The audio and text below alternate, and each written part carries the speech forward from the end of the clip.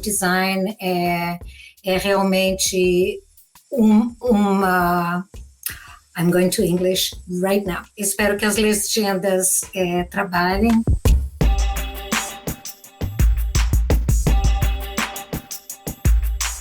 After I graduated from architecture school, I tried to convince architects to really go into information design. They were not interested. And so I started my own office, and it was dedicated exactly to that, to information graphics for architecture. And I really felt that I needed to go back to school. And that's how I ended up coming to Stanford University to do my graduate studies in design. And I ended up doing my master thesis on playing cards. And I started using computer graphics, which was very, very new at the time. And one thing led to another. And when I graduated, I was asked by Adobe to come and work for them, which I did.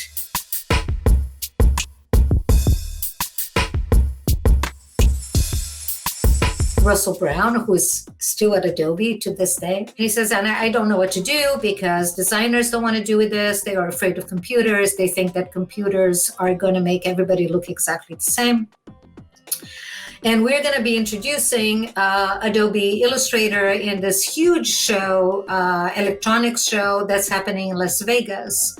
And the reason we wanted to talk to you is because you design playing cards. Would you be willing to design a deck of playing cards and using Adobe Illustrator? And we could have that printed and we could give this as a gift for whoever visits our booth.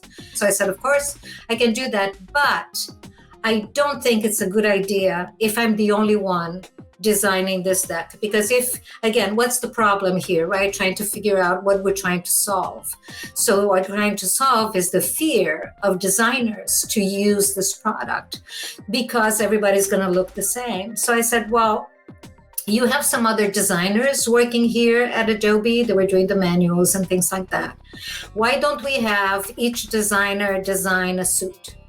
And so that we end up with a deck that's designed by 4 different designers. And let's see if we can create something that none of those suits look exactly the same. And that's how the Adobe deck was created. So when I finished this, they asked me to stay and become an art director for Adobe, which I did. Maybe a decade that I was at Adobe, and it was quite a wonderful experience.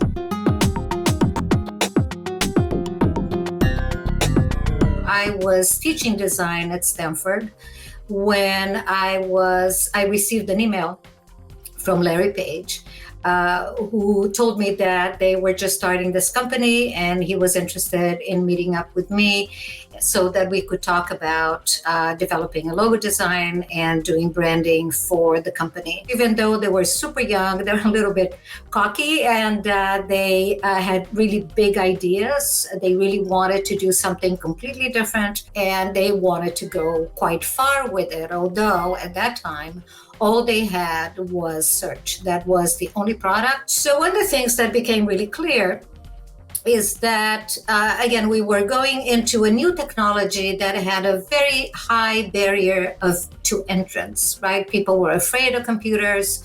They didn't want to let go of the traditional means. And so we started thinking about this idea of play, because play is, again, when you're curious, when you take risks, when you're having fun, and when you're really enjoying the process that you are in. The other thing that they were talking about is this irreverence. They don't want to be like anybody else. They want to do something completely different. So I started thinking a little bit about what is search, right? So search, you search from something that happened in the past because you have a problem today and you need to solve for tomorrow. So search is actually this middle point where the past and the future meet. So it's kind of a really interesting thing. There is this continuity here. So we decided to just stay with the letters of the word Google, Google. We needed to find a font that was somehow it was associated or a result of tradition, and it was also very innovative. And last but not least, it needed to really look good when you put these letters together. So when I came across Catol, it really fit all of those things that we were talking about. So when we started talking about play, then again, if you look into childhood, again, the joy of play and not being afraid of anything and taking risks, then primary colors became really important because they fit, right? Primary colors in the color wheel are the pillars upon which every color, all infinite colors are built. Same thing about search. You're going in hoping that the engine is able to find all of these infinite answers and actually bring back to you the answer that you're looking for. So the idea of introducing a secondary color goes back to this whole process that you need to deepen. Maybe primary colors are not enough. You need to go down and look for something that's a little bit more profound. So the introduction of a secondary color, in this case, green, and the order, we decided, well, we're not going to do the order that it is the prescribed order. We're going to do something that is different.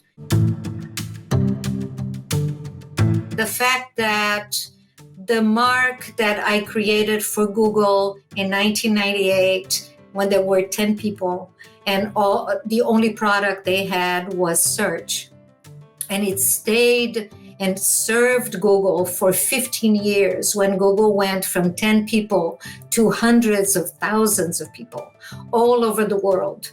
That in itself is such a huge achievement, because had it not served as Google continued to grow and had so many more products, then it would have been done, this redesign would have been done a lot sooner. So for me, it feels almost like, I was mother of baby Google, and baby Google grew and became an adult Google, and I needed to let it go.